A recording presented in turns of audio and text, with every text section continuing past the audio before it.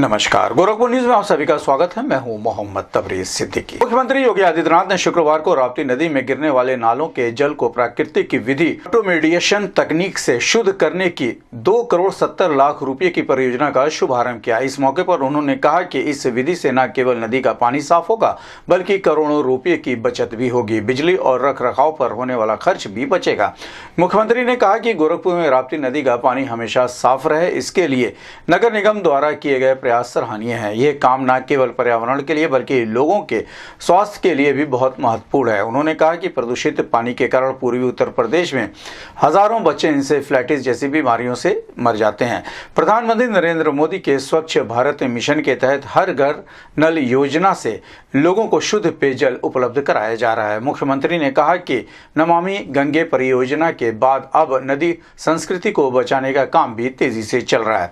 प्रयागराज में महाकुंभ का आयोजन इसी का एक उदाहरण है।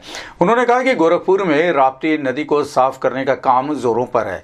मुख्यमंत्री ने बताया कि पहले राप्ती नदी का पानी इतना प्रदूषित था कि उसका BOD लेवल 350 तक पहुंच गया था। अब प्राकृतिक विधि से इसे शुद्ध करने के बाद ये 22 पर आ गया है।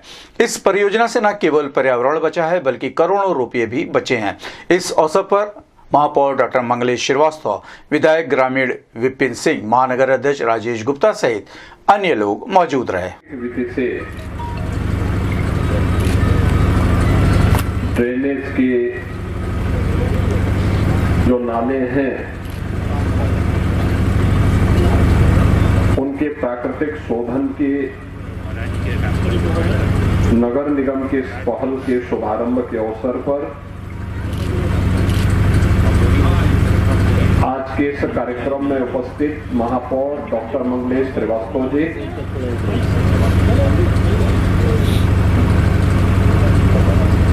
गोरखपुर ग्रामीण के विधायक श्री विपिन सिंह जी, महानगर अध्यक्ष श्री राजेश गुप्ता जी, व्यापार प्रकोष्ठ के संयोजक श्री भोला अग्रहरी जी,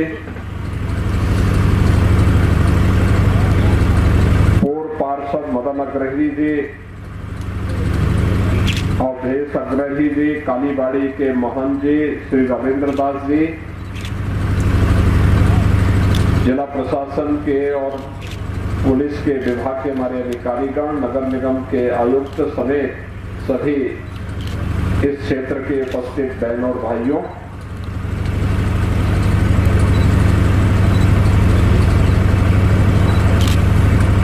गोरखपुर में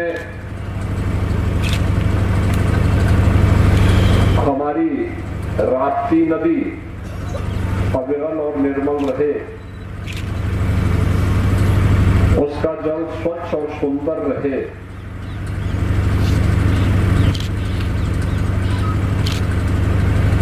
इसके लिए जो ये प्रयास नगर निगम गोरखपुर ने किया है अत्यंत अभिनंदनीय है, सराहनीय है।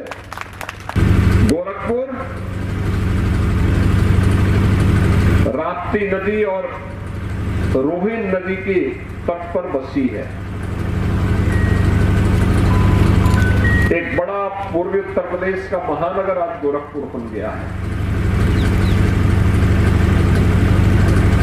जो नदी हमारी सभ्यता और संस्कृति की जननी हो, उसका आधार हो, उसकी सेहत के बारे में पहले प्रयास नहीं हो पाया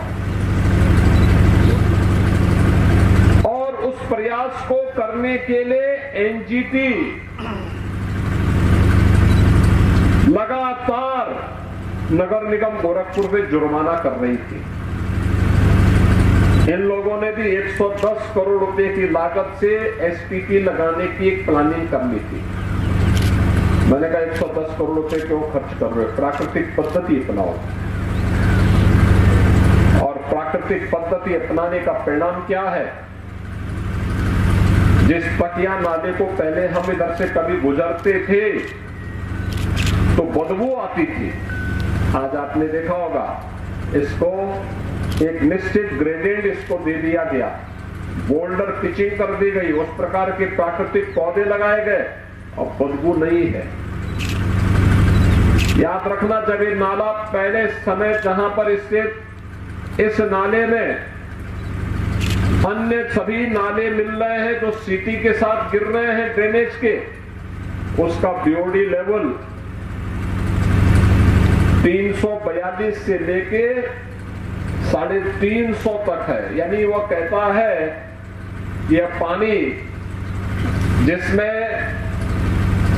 कोई भी, यानी ये इतना खतरनाक है कि जहर से भी बदतर, जब बीओडी लेवल है वो केवल 22 रह गया है। यानी शुद्ध जल, क्लीन वाटर दिखाई दे रहा हो, उसका प्रदर्शन यहां पे भी किया गया है। यह एक व्यवस्था है, इसको और भी अच्छे ढंग से आगे बढ़ा सकते हैं, अच्छा मॉडल दे सकते हैं। यह सतत विकास का एक मॉडल है, ये सस्टेनेबल है, ये तात्कालिक नहीं है, एक अस्थायी मॉडल है और इसको हम हर नाले के साथ जोड़ सकते हैं, अच्छे ढंग से इसको जोड़ सकते हैं, इसको और परिष्कृत स्वरूप इसका ला सकते हैं। ये फाइटो रेमिडिएशन की जो ये नई तकनीक ला करके प्राकृतिक पद्धति से करोड़ों रुपए की बचत करके राप्ती नदी की शुद्धिकरण का जो एक प्रयास प्रारंभ हुआ है, यह एक सराहनीय पहल है और मुझे विश्वास है कि सभी ड्रेनेज और सीवर से जुड़े हुए अन्य जितने भी इस प्रकार के नाले हैं, जितने भी इस प्रकार के अन्य ड्रेनेज हैं, उन सबको हम लोग इसी रूप में आगे बढ़ाने का कार्य करेंगे, जिससे एक प्राकृतिक मॉडल के माध्यम से, देसी पद्धति के माध्यम से हम लोगों को आगे बढ़ा करके कम खर्चे में बेहतर परिणाम दे करके प्रकृति को